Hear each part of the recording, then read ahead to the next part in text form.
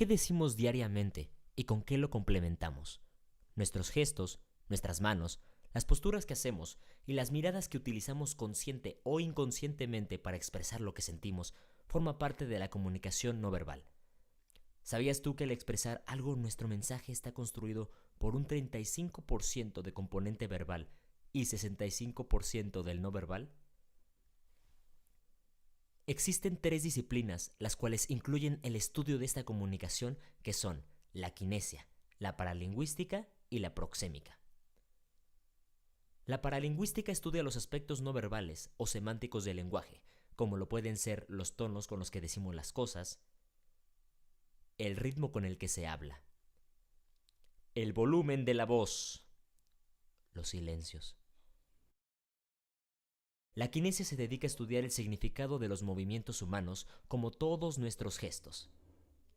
Y finalmente, pero no menos importante, la proxémica, la cual hace un análisis del espacio personal o del espacio que nos rodea.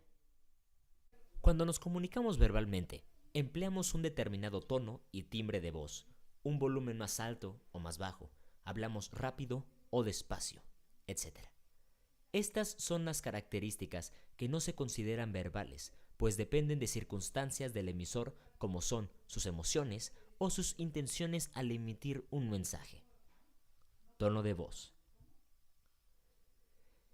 El tono de voz puede modularse mediante la tensión de las cuerdas vocales. Es un factor que relaciona el sentimiento y la expresión que empleamos. Emplearlo bien es fundamental para transmitir a nuestro interlocutor exactamente aquello que queremos.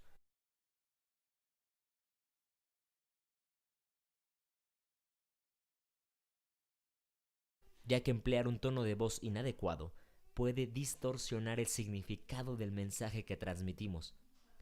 Te voy a explicar, pero por favor pon atención porque te lo he explicado como 5 veces y nada que ver, o sea, si lo vas a hacer, hazlo bien. Si no, pues mejor que no tiene caso que lo hagas, o sea, es una tontería lo que vas a entregar. Okay. O sea, hay que importar el audio. Ajá. Si ves, tenemos el audio muy disperso. Arriba tenemos un canal con unos decibeles muy altos y abajo unos decibeles muy cortos. Okay. Hay que escucharlo, o sea, es cuestión de vista y de escucharlo. Okay. Pero estás mal, amigo, estás mal. Si lo vas a hacer, hazlo bien. ¿Ok? Para el tono de voz distinguimos 3 tipos de tonos al hablar. 1. Ascendente. Es el que expresa duda, indecisión o interrogación. Mamá, ¿qué crees? Reprobé. Descendente. Transmite firmeza, determinación y confianza. ¿Por qué tan tarde? Sí. La pila, mi rey. ¿Va? Sí. Mixto. Sugiere ironía y sarcasmo. ¿Qué pasa, amigo? ¿Qué crees? ¡Te dieron la beca! ¡Qué buen pedo! El ritmo. El ritmo es la fluidez con la que se expresa una persona, o lo que es lo mismo, el número de palabras por minuto que dice. Para que nuestro mensaje sea entendible, debemos emplear un ritmo de entre 100 y 150 palabras por minuto, ¿sabías? ¿Cómo está? Le quería preguntar de mi examen, es que no sé si me vaya a salir bien la calificación o no, es que estoy muy preocupado, la verdad. No sé qué puedo hacer para sacar más calificaciones. Volumen. El volumen se relaciona con la intensidad con la que hablamos. Lo empleamos para poner énfasis, regular e incluso alterar un proceso de comunicación. Muy dispersos, o sea, tenemos canales con decibeles muy arriba y tenemos canales con decibeles muy abajo. ¿Muy bien? ¿Sí me vas a entender? Perfecto. Entonces aquí el objetivo es nivelar los decibeles para lograr un buen track y tengamos un audio uniforme, que no se sature. Okay. ¿Vale? Sí. Échale ganas, todos fuera. Gracias. Silencios. Hay ocasiones en que es necesario no decir cosas para poder expresar otras. Los silencios son estas pausas que realizamos que pueden interpretarse de forma positiva o negativamente. Distintas de los silencios son las pausas, que son paradas que efectuamos en la comunicación verbal, mediante las que podemos invitar a nuestro interlocutor a que tome la palabra o enfatizar lo que estamos comunicando. Oye, quería ver si... Es que me da pena, pero... ¿Me puedes hacer un favor? Los suspiros son inspiraciones profundas, continuadas por una expiración audible que expresa pena, alivio, fatiga, deseo o más. Y ya entonces estaba en mi casa, de repente tocaron la puerta y llegó Jorge con unas flores y me dijo, te amo, siempre te voy a amar. Ay, qué bonito. Súper cool.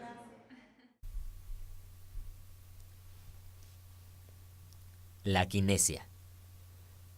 También es conocida como kinesis la disciplina que analiza las posturas, los gestos y los movimientos del cuerpo humano.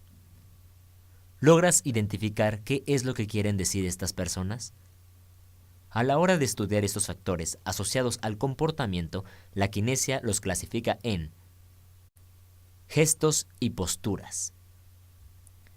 En los gestos se analizan los movimientos de la cara, las manos, los brazos y las piernas, la cabeza y el cuerpo en su conjunto.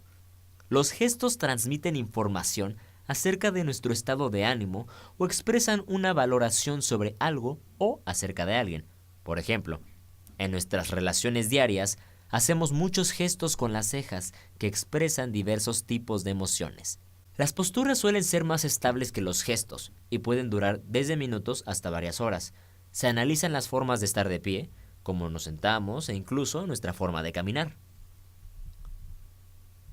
Ojos. Con las miradas hacemos notar nuestra presencia respecto a los demás. Por ello, se suele hablar de conducta ocular. A través de los ojos transmitimos cuál es nuestro estado emocional o las intenciones que tenemos. Mantener la mirada fija y sostenida puede ser una señal de amenaza para el otro interlocutor. Contacto corporal.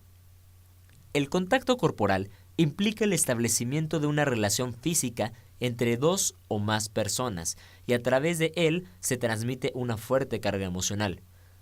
Investigaciones llevadas por Ekman concluyeron que existen 7 emociones básicas propias del ser humano que transmitimos a través de la expresión facial, como lo son: alegría, tristeza, miedo, enojo, asco, desprecio, sorpresa, la proxémica. Seguramente alguna vez hemos tenido la sensación de que alguien estaba invadiendo lo que dominamos nuestro espacio, nuestra burbuja personal.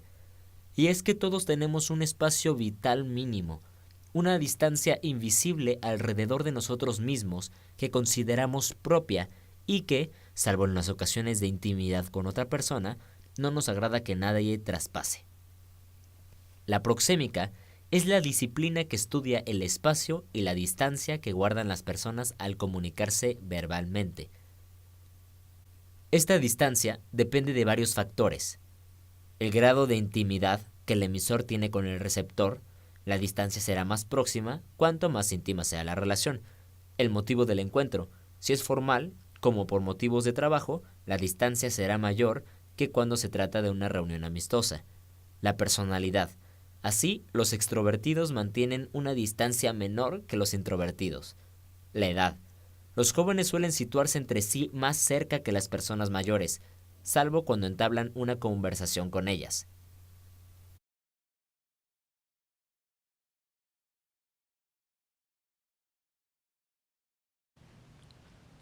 Hola, buenas tardes. Mi nombre es Pedro Jesús López Ibarra. Soy actor de profesión. Soy egresado del Foro Teatro Contemporáneo bajo la dirección del profesor polaco Ludwik Margules. Lamentablemente ya falleció. Tengo experiencia en el teatro prácticamente desde los 8 años de edad hasta la fecha. Soy licenciado en formación cívica ética y actor de profesión. He trabajado con maestros, o he sido alumno, y he trabajado también con personas como Julieta Gurrola, Carlos Torres Lafán, Jesús Ochoa, por nombrar solo algunos. ¿Qué retos te encuentras al trabajar con el componente no verbal? Bueno, uno de los mayores retos a los que se enfrenta uno al trabajar con elementos no verbales dentro de un proceso de comunicación es la claridad en el mensaje. Se sabe que esta expresión no verbal pues nace literalmente desde lo más espontáneo, pero hay expresiones no verbales que no logran el objetivo en términos de comunicación, el objetivo deseado. Cuando se estudia, o desde el ámbito de mi competencia, que es de la interpretación de personajes, o de ideas, de emociones, y de situaciones o sentimientos, el mayor reto de la expresión no verbal es la objetividad, la claridad del mensaje, de este código que no está basado en elementos sonoros y verbales, vaya, pero desde la mirada, desde la postura de la columna vertebral, desde la expresión de las mismas manos. A veces el código, que es el mensaje en sí, no logra ser claro bajo estas condiciones. El mayor reto creo que es ese, el que el código o el mensaje sea entendido y sea claro al receptor, ¿no? ¿Cuál crees que sea la importancia del estudio de la comunicación no verbal entonces? Pues es muy importante, porque si la expresión no verbal, a final de cuentas, viene a ser un elemento de proyección del interior del ser, de una emoción, de un sentimiento, de una idea, de un pensamiento, de un estado anímico incluso, lo más importante entonces es que aprendamos a identificar cuáles son estas expresiones que no son verbales, porque muchas veces se enfrenta uno ante la problemática de que una expresión no verbal, cuando no está siendo clarificada con esta objetividad, resulta en una ironía, resulta en un sarcasmo, en una expresión tan espontánea que para el receptor no es lo que uno cree haber visto. Entonces, el reto definitivamente es la claridad de este mensaje. Y la importancia es que cada uno puede identificar cuáles son estas proyecciones no verbales que se denotan y que se transmiten a través del movimiento, la mirada, la postura, la figura, la tensión, la rigidez, el tiempo de duración incluso hasta del movimiento y de la expresión, su contención de energía. En fin, hay tantos elementos que es súper importante que cada uno de nosotros pudiera, en la medida de lo posible, poder identificar cuáles son estos mecanismos y cuáles son estos elementos de proyección no verbal que a final de cuentas generan un proceso de comunicación del interior hacia el exterior, ¿no? Por eso es que lo llamo proyección a final de cuentas. Claro. ¿Y cómo influye esta expresión en tu trabajo actoral? Pues totalmente, porque dentro del ámbito de las competencias, para llamarlos ya en términos ya mucho más didácticos o pedagógicos, dentro del quehacer teatral, una de las herramientas del actor, del intérprete sobre un escenario, pues es su expresividad corporal, sin el uso tal vez de la palabra, porque la voz es otra de sus herramientas o de sus competencias para poder darle vida a personajes en situaciones. Cobra vital importancia. Se dice que en el arte de la interpretación de personajes, el cuerpo es la herramienta fundamental de expresión, es el vehículo por donde el público y tus mismos interlocutores dentro del trabajo de la actuación pues logran sentir, vivenciar y sobre todo transmitir lo que viene del interior. Es tan espontáneo y tan natural que es lo vital, es literalmente lo vital, y tan claro o tan simple como poder entender que la pantomima, como una técnica de expresión corporal que no es verbal, se basa en la articulación ordenada de movimientos para crear una ilusión visual, ¿no? El cómo poder simular que esto es una pared, que camino en el mismo lugar y tener la sensación de realmente caminar. Es una cuestión de mucho autocontrol y conocimiento del cuerpo, y que también es actoral, ¿no? También es actuación. Hay técnicas de teatro que no son verbales, que se basan en la proyección del interior del ser a través del orden armónico del cuerpo, ¿no? Entonces, dentro del ámbito de las competencias de la actuación, pues es una herramienta fundamental, es indispensable. No hay actor, o no se puede ser actor, si no se tiene la educación corporal, del gesto y del entendimiento de la proyección del interior hacia los demás. Ahorita mencionabas que hay dos herramientas, el cuerpo y la voz, y precisamente en la voz no te refieres al contenido, sino también en la forma. En la forma, definitivamente es una cuestión que tiene que ver mucho más con la forma. No son las únicas herramientas para actuar. Dentro de la actuación hay mucho más herramientas. Están como catalogadas, depende de la época, del lugar y del contexto desde donde se esté estudiando en este sentido este método de observación de teatro. Bajo la escuela propiamente, ya muy arraigada a las raíces de técnica teatral que dejaron en nuestro país, como Salvador Novo, Sequizano, Sergio Jiménez, que son Fernando Wagner, que son estudiosos e incluso hasta filósofos dentro del método de cómo se hace teatro. Pues ellos vinculan literalmente 4 herramientas para actuar. El primero es la imagen, aprender a evocar imágenes en el pensamiento para que puedan ser transmitidas con el cuerpo. La segunda es tu voz, que es el vehículo sonoro por el cual puede el público recibir estos códigos de mensaje.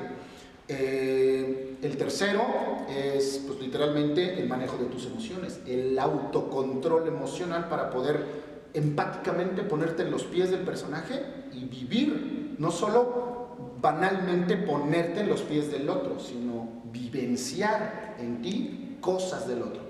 Cuando se articulan estos 4 elementos, imagen, cuerpo, voz y emociones, estás creando una esfera completa en la que puedes ser empático, pero no desde fuera, o no banalmente, sino realmente esta expresión que puede sonar ya muy a cliché, de ponte en los zapatos del personaje, es vivir el personaje, vive las condiciones del otro. Cómo se mueve, cómo habla, qué siente y cómo está creando aquí arriba lo que está transportando a través del cuerpo, ¿no? O desde lo corporal. Perfecto. Entonces todo eso involucrado en el quehacer teatral. Sí, todo esto es dentro del ámbito de lo interpretativo, del trabajo del actor propiamente dicho, ¿no? Y por ejemplo, y externamente hablando, estos componentes de la voz, como puede ser el tono, el timbre, los matices, ¿cómo cambian un mensaje? Lo que pasa es que dentro del trabajo de la voz o en el código del mensaje del trabajo de la voz, sabemos que definitivamente para poder dar una intención, la intención está compuesta por 3 elementos fundamentales, que son tono de voz, volumen de voz y el ritmo del sonido de tu voz. Cuando estos 3 elementos son mezclados, es decir, tú utilizas un timbre o un tono de voz, timbre lo utilizan más en términos musicales. Si tú utilizas un tono de voz mezclado a una intensidad de voz, que es el volumen o la potencia con la que puedes proyectar el sonido de tu voz, a un ritmo o tiempo determinado, creas algo que se conoce dentro del ámbito de lo teatral como un matiz. Y el matiz es el elemento o el recurso técnico que te permite darle vida a las palabras. Es decir, es lo que hace que las palabras se conviertan en intenciones dadas a través del sonido. Un timbre, por ejemplo, si jugamos nada más un poquito con estas ideas del sonido, si jugamos un poquito con los timbres agudos, pues seguramente los timbres agudos o los tonos agudos de los personajes nos remiten a condiciones o infantiles o de teatro o de personajes de ficción como las brujas o los duendes. Y si nos vamos a tonos de voz graves, la imagen que este sonido nos remite literalmente nos lleva a condiciones mucho más amplias. Dioses, un héroe, un titán, un galán de telenovela, en fin, es una cuestión de asociación del sonido o de los diferentes timbres y sonidos para poder evocar una intención clara, ¿no? Pero están vinculadas literalmente a estos 3 elementos: tono, volumen y ritmo de voz. Okay. Tú eres maestro de voz. ¿Y solo has dado clases a actores o tus estudiantes han sido un poco más amplios? ¿Han sido otras personas? Bueno, mi formación en cuanto al método de voz, yo estudié el método de voz con un maestro que, vaya, yo creo que es de los más reconocidos en México, que han formado actores desde hace muchísimos años, que se llama González Caballero. Él realiza un método muy vivencial, muy práctico. Él definitivamente piensa que desde la postura corporal, es decir, desde la conciencia del cuerpo y la mente centrada, puede uno educar su voz. Pues la voz literalmente tiene condiciones totalmente fisiológicas y cada uno de nosotros tiene un timbre diferente por la postura de la garganta, por la distancia de sus cuerdas bucales, en fin, por muchos factores fisiológicos que son muy particulares. La formación que yo tuve de este maestro es totalmente llevada al estudio de la educación de la voz, no de la experimentación de la voz. Y ojo, no en la educación de la voz como cantante, ¿no? Sino de la educación de la voz para el actor, que es totalmente distinta. Una está educada más para que pueda imitar los sonidos de las notas, de los tonos, y el actor no imita los sonidos de los tonos, que también es indispensable que sepa cantar, por supuesto, pero el actor imita los sonidos reales de las personas del mundo real para llevarlos con veracidad a la escena. El método es completamente diferente, ¿no? Sí he dado clases de voz o de método de voz, más a jóvenes estudiantes, mucho más a jóvenes estudiantes que tienen una visión mucho más clara o que tienen una meta o un objetivo de convertirse el día de mañana en actores. Si no profesionales, sí ejercer esta actividad artística como parte de su vida. Y es poco el tiempo en el que he podido compartir lo que yo adquirí de González Caballero con actores profesionales. Son muy pocos realmente, ¿no? Aquí en Cuernavaca es muy difícil encontrar un actor de profesión que quiera tomar conscientemente el método de voz como parte importante de su educación. De hecho, hay como una creencia equivocada, ¿no? De que la voz es un complemento de la actuación. No, pero es una herramienta fundamental, no un complemento. Entonces, hay cierta creencia equivocada de que la voz no se tiene que educar. No, claro que se tiene que educar, ¿no? Un ejemplo muy claro es que hacer teatro con jóvenes desde adolescentes, lo más complejo es sacarles la voz, ¿no? Que adquieran seguridad para que puedan escucharse ellos mismos lo que desde su interior pueden decir. Y con todo esto, ¿para qué sirve la comunicación no verbal? Esta sirve para enfatizar el lenguaje verbal. Para ello se suelen utilizar algunos ilustradores, por ejemplo, mover la mano a la vez que decimos adiós enfatiza lo que estamos expresando con palabras. Es decir, la comunicación no verbal puede meramente repetir lo que se dijo verbalmente. Así, si decimos a alguien que para encontrar una papelería tiene que girar a la derecha mientras señalamos en la dirección adecuada, esto se considera una repetición. También sirve para expresar sentimientos y emociones. Comunica el estado de tristeza o alegría en el que nos encontramos. Sustituir palabras. Los actos no verbales sustituyen a los verbales cuando hacemos un gesto y no decimos nada. Por ejemplo, cuando una persona llega a su casa después del trabajo y le preguntan qué tal le ha ido el día, y ella, sin decir nada, pone una expresión que sustituye a la afirmación «he tenido un día desastroso». Como podemos ver, la comunicación verbal es un factor muy importante para nuestra vida diaria. Con él decimos más de lo que queremos decir con las palabras. Entonces, ¿por qué no dedicarle el tiempo a este estudio? ¿Por qué no comprender, conocernos a nosotros mismos, comprender y entender cómo nuestros movimientos nos delatan y a la vez nos llegan a ser más transparentes, para que a partir de ahí podamos expresarnos de una mejor forma? Controladores del arte, si somos parte del espectáculo, si nos dedicamos a los medios, a la comunicación, al periodismo, a la expresión, o simplemente hacemos trabajos que incluyen el convivir con otras personas, el dar una oratoria, participar en una oratoria con demás personas, debemos aprender a usar todo nuestro cuerpo para expresar lo que queremos decir, con nuestra voz, con los tonos de hablar, con el volumen, con los timbres, con pausas. Nuestra forma de mover los ojos, los gestos, la boca, las piernas, todo tiene algo que decir. ¿Qué estás diciendo tú?